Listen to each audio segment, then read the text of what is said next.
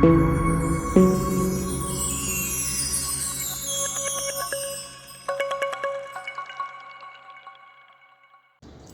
Krishna everyone, welcome to our channel. So आज से हम लोग श्रीमद् भगवत गीता का प्रथम अध्याय स्टार्ट करेंगे, जिसे अर्जुन विषाद योग कहा जाता है।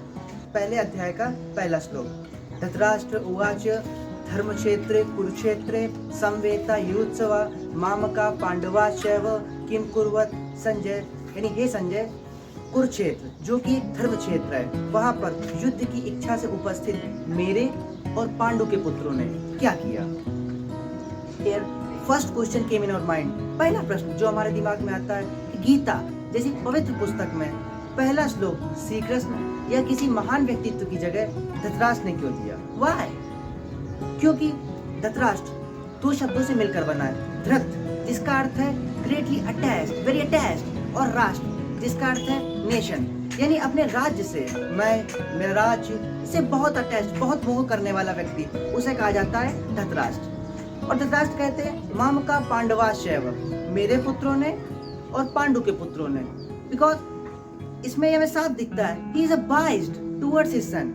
वो अपने बच्चों को लेकर बहुत ज्यादा पक्षपात करने वाला व्यक्ति है, जो साफ साफ कह रहा है कि मेरे पुत्रों ने और पांडु के पुत्रों ने, जबकि वो सब एक ही वंश के हैं। और एज अ किंग ये पार्शियलिटी शो कर रहा है। आज हम लोग बॉलीवुड में और पॉलिटिक्स में नेपोटिज्म का वर्ड देखते हैं, बट धृतराष्ट्र जो हिस्ट्री में नेपोटिज्म को बढ़ावा देने वाला पहला व्यक्तित्व था, जिसने एक लाइन में, एक श्लोक में ये शो कर दिया माम का पांडवाश्चैव, मेरे पुत्रों का और पांडु के पुत्रों का। So it proves a great nepotism by our history and by Dhritarashtra. चलते हैं प्रथम अध्याय के दूसरे श्लोक में। संजय उवाच दृष्ट्वा तु पांडवानिकं व्यूढ़ं दुर्योधनस्तदा आचार्यम् उपसंगम्य राजा वचनम ब्रवीत। संजय ने कहा, हे राजन, पांडवों द्वारा युद्ध की व्यूह रचना को देखकर राजा दुर्योधन अपने गुरु द्रोणाचार्य के पास गए और उनसे ये शब्द कहे। हालांकि यहाँ पर दुर्योधन के लिए राजा वर्ड यूज किया गया है, लेकिन स्थिति की गंभीरता को देखते हुए दुर्योधन खुद अपने सेनापति द्रोणाचार्य के पास गया।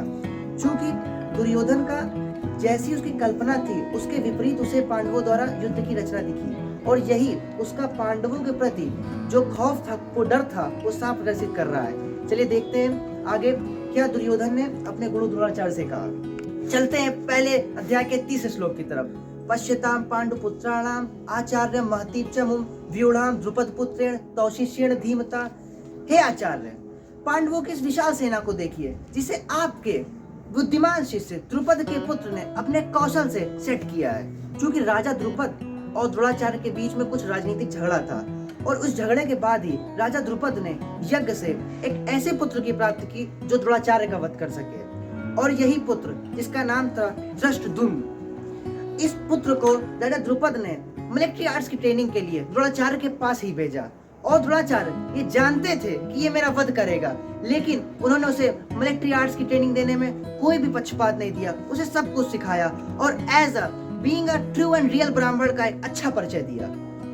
तो चलते हैं अपने अगले श्लोक की तरफ। अत्सुरा महेश्वासा भीमार्जुन समायुधि युधानो विराटश्च द्रुपदश्च महारथा।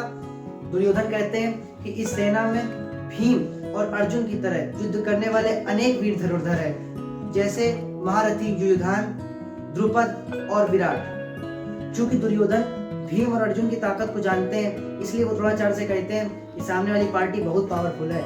धृष्टकेतुश्चेकितान काशीराजश्च वीरवान पुरजित कुंती भोजश्च सैभश्च नरपुंगवा। इसके साथ ही धृष्टकेतु, चेकितान, काशीराज, पुरजित, कुंती भोज और सैभ जैसे महान योद्धा भी उनके साथ हैं। तो बढ़ते हैं अपने अगले श्लोक की तरफ। युधामन्युश्च विक्रांत उत्तमौजाश्च वीरवान सौभद्रो द्रौपदेयाश्च सर्व एव महारथा।